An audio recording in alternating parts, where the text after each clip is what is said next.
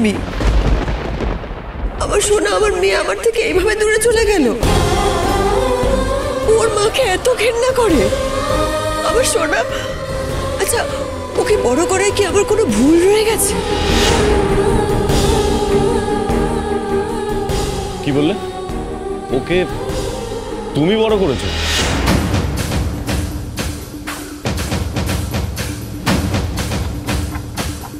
ডাক্তারবাবু, কবে দেখেছো তুমি সোনাকে? আর কতদিন বড় করেছো? আসা যাওয়ার মধ্যে আর বড় করার মধ্যে একটাই পার্থক্য আছে, জানো? সব সময় সব পরিস্থিতিতে সন্তানের পাশে থাকা। তুমি তো এটাও জানতে না যে রূপা ছাড়াও তোমার আর একটা মেয়ে আছে। আর যখন তুমি জানলে, জাস্ট 2 বছর ছিল।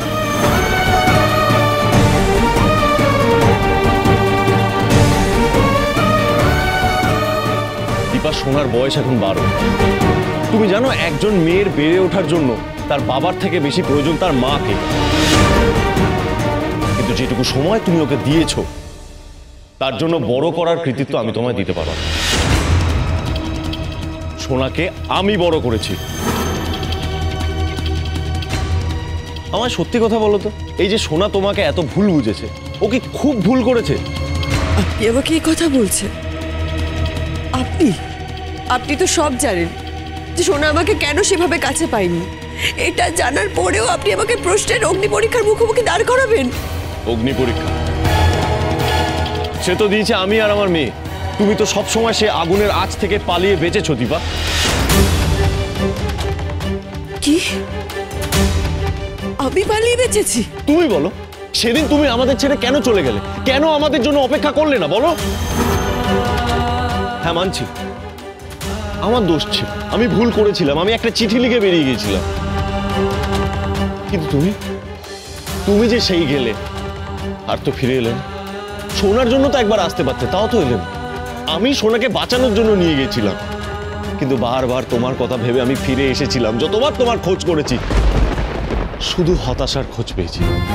তুমি ফিরে আসোনি দীপা। দীপা, একজন স্ত্রী কিন্তু অভিমান করতেই পারে, কিন্তু একজন মা কি পারে তার সন্তানকে নিজের কাছ থেকে দূরে করে রাখতে?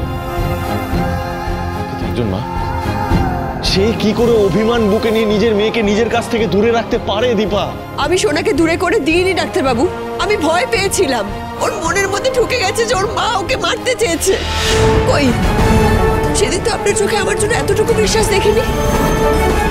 আপনি তো একবার আমার সামনে এসে দাঁড়াতে পারতেন, একবার তো বলতে পারতেন সোনা ভালো নেই, আমি ওকে নিয়ে যাব। তোমাকে ভুল বুঝে মেয়েটা শেষ হয়ে যাচ্ছে, চলো আমি আর তুমি মিলে সোনাকে বাঁচাই। একবার তো বলতে পারতেন, আমি নিজে আপনাকে যেতে দিতাম।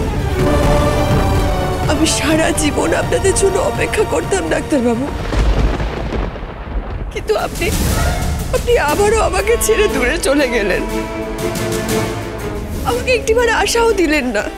কেন? আপনি নাকি আবার নতুন করে জীবন শুরু করবেন? আপনি নাকি ঠিক করেছেন আবার বিয়ে করবেন? কি বললে তুমি দীপা? আমি তোমাকে ফেলে চলে গিয়েছি? না দীপা, তোমার ভুল হচ্ছে। আমি তোমাকে ফেলে চলে যাইনি, আমি গিয়েছিলাম সোনার জন্য, শুধুমাত্র সোনার জন্য, মাথা নিচু করে তোমার কাছে ক্ষমা চেয়ে অপরাধীর মতো। আমার নিজের স্বার্থে নয়। আমাদের একটা মেয়ে হারিয়ে গিয়েছিল দীপা, তারপর কোনোভাবেই আমি সোনামাকে হারাতে চাইনি জীবন থেকে। তুমি তো বলেছো তুমি অপেক্ষা করো, তাহলে তখন কেন করলে না? যে বড় ভুলটা তুমি করেছিলে দীপা, তার ফল তুমি আজ হাতে নাতে পেলে।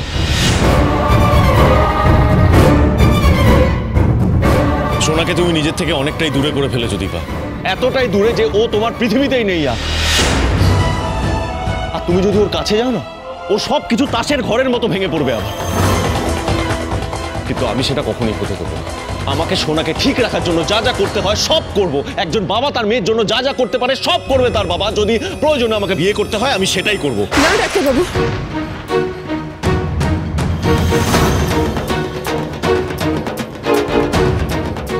এমন করে বলবেন না প্লিজ। ও আমার রক্ত, আমার নারী ছেড়া সন্তান। ও মেয়ে না চাইলেও মা কি কখনো পারে সন্তানের থেকে দূরে থাকতে? আমি আবার শোনা শোনা করছো।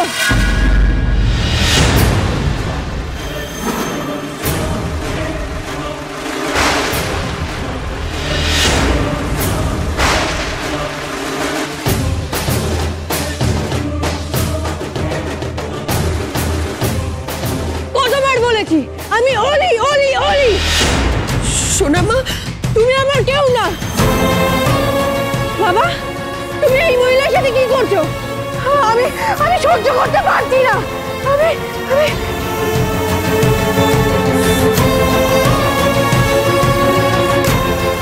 বলি বলি মা, কথা শোনো আমার। বলি বলি। সোনা, সোনা দাঁড়া। সোনা সোনা সোনা সোনা সোনা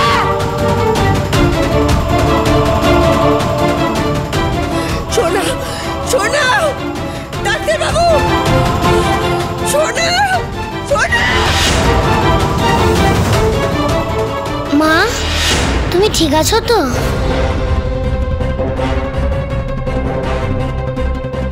রূপা, রূপা, রূপা। সাক্ষ্য সাক্ষ্য সাক্ষ্য, তাড়াতাড়ি আয়। দেখ না কিরকম করছে। এই তো এই তো এই তো মা, এই তো এই তো এই তো। ইস, আস্তে আস্তে আস্তে, আস্তে আস্তে মা, আস্তে। শান্ত, দেখি কি করছেন কি? আরে আপনি উঠছেন কেন? আরে তুমি শান্ত হয়ে শোও না একটু। অক্সিজেন মাস্ক খুলে ফেলছো, তুমি তো নিঃশ্বাস নিতে পারছো না। নিজের ভালোটা তো তোমায় বুঝতে হবে নাকি? প্লিজ প্লিজ, আপনি পড়ুন, আপনি পড়ুন। কি ঠিক আছে আশ্চর্য। ঠিক আছে, আপনি অক্সিজেন মাস্ক পড়বেন না তো? আস্তে আস্তে আস্তে নিঃশ্বাস নিন, শান্ত হন, জোরে জোরে নিঃশ্বাস নিন, নাক দিয়ে নিঃশ্বাস নিন, জোরে জোরে শ্বাস নাও। জোরে, নাক দিয়ে নাক দিয়ে নাক দিয়ে।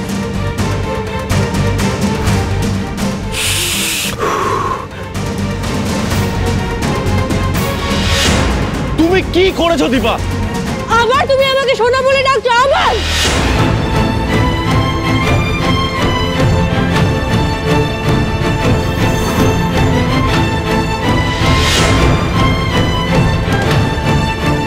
চুপ করুন প্লিজ, চুপ করুন।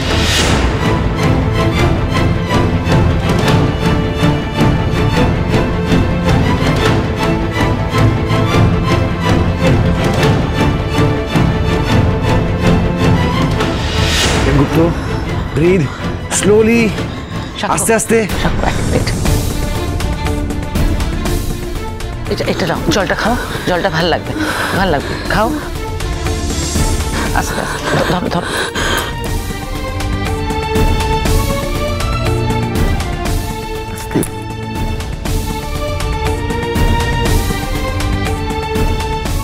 এবার কি একটু বেটার লাগছে? আমি আমি খুব লজ্জিত স্যার। আমি আপনাদের অনেক অসুবিধায় ফেলছি, আপনাদের কষ্ট দিচ্ছি।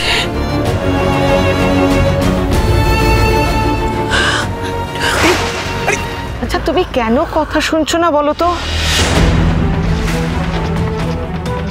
সোনাকে তুমি নিজের থেকে অনেকটাই দূরে করে ফেলেছো দীপা, এতটাই দূরে যে ও তোমার পৃথিবীতেই নেই আর।